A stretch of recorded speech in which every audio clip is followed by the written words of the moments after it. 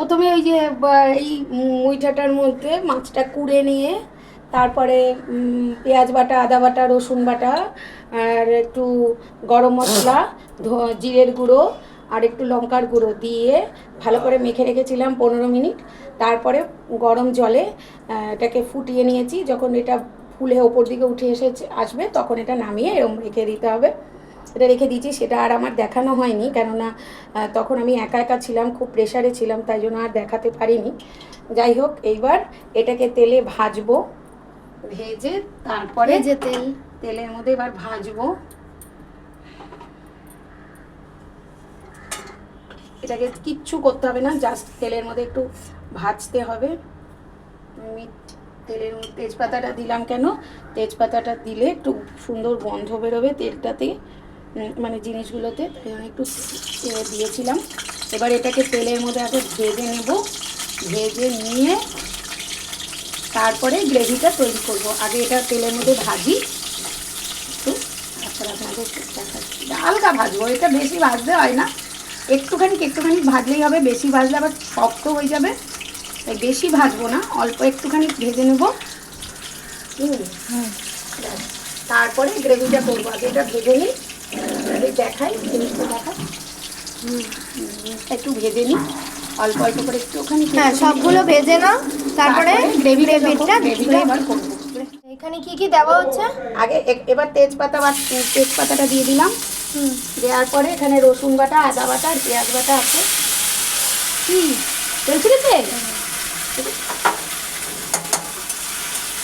পেঁয়াজ বাটা, আদা বাটা, রসুন বাটা দেওয়া আছে, লিখেছি। এটা একটুখানি ভাজা ভাজা হোক।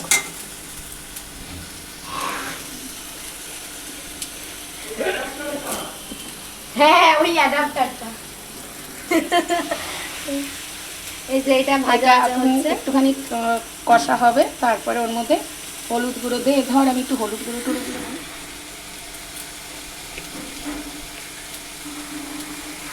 যে হলুদ গুঁড়ো, প্রয়োজন মতো হলুদ গুঁড়ো।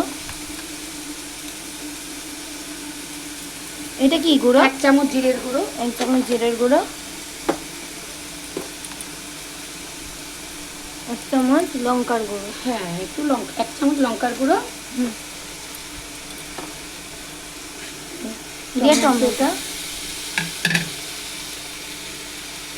তারপরে কি করতে হবে? যে গরম জলটা যেটাতে সেদ্ধ করা হয়েছিল সেই জলটা একটুখানি দিয়ে, এটার মধ্যে গরম জলই দিতে হবে শুধু, তাই তো? হ্যাঁ, কষাতে হবে, খুব ভালো করে কষাতে হবে। এবার একটু নুন দেবো।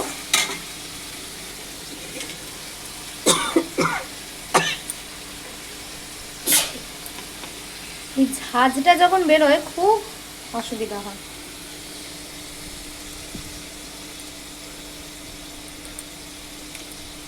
আন্দাজ মতো নুন দিয়ে কষাতে হবে। এখনো কষানো চলছে। এবার তেল ছেড়ে দিয়েছে, এবার একটু জল দেবো, দিয়ে ফোটাবো।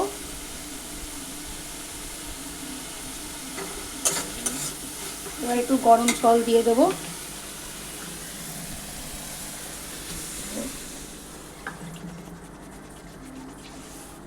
ওটা একটু ফুটবে। হ্যাঁ, একটু ফুটবে।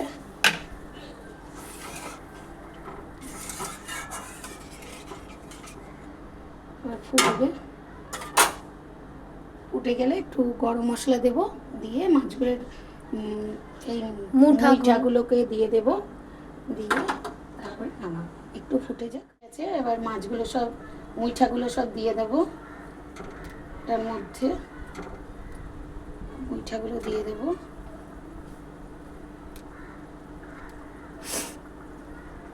মুইঠাগুলো সব দিয়ে দেবো। খুব সুন্দর একটা গন্ধ বেরিয়েছে, আপনারা গন্ধটা পাচ্ছেন না, আমরা পাচ্ছি গন্ধটা। গন্ধটা খুব সুন্দর বেরিয়েছে, এই যে খুব সুন্দর একটা গন্ধ বেরিয়েছে।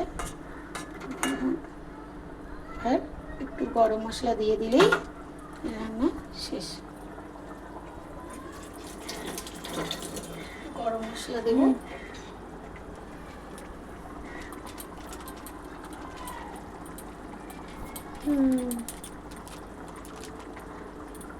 ব্যাস ব্যাস, এইবার ফুটে উঠলেই ধনেপাতা দিলেও হয়, কিন্তু আমার কাছে এখন ধনেপাতা নেই বলে আর বাজারে তো যাওয়া হয়নি, তাই আর ধনেপাতা দেওয়া হয়নি।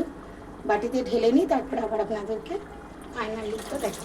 হ্যালো, এই যে রান্না করলাম। আপনারা কমেন্ট করে বলবেন যে দেখতে কেমন হয়েছে। খেতে তো আর আপনাদেরকে দিতে পারবো না, যাই হোক কমেন্ট করে বলবেন, যার খেতে ইচ্ছা করবে আমাদেরকে বলবেন, আর আমিও রেসিপিটা আপনাদেরকে জানিয়ে দেবো। এই যে জানিয়ে দেওয়া হলো। জানিয়ে দেওয়া হবে। আর সবই তো বলে দিলাম মোটামুটি। কেমন হয়েছে আপনারা কমেন্ট করবেন আমাদেরকে, ভালো হলেও বলবেন, খারাপ হলেও বলবেন, আর সাবস্ক্রাইব করবেন, পাশে থাকবেন। টাটা।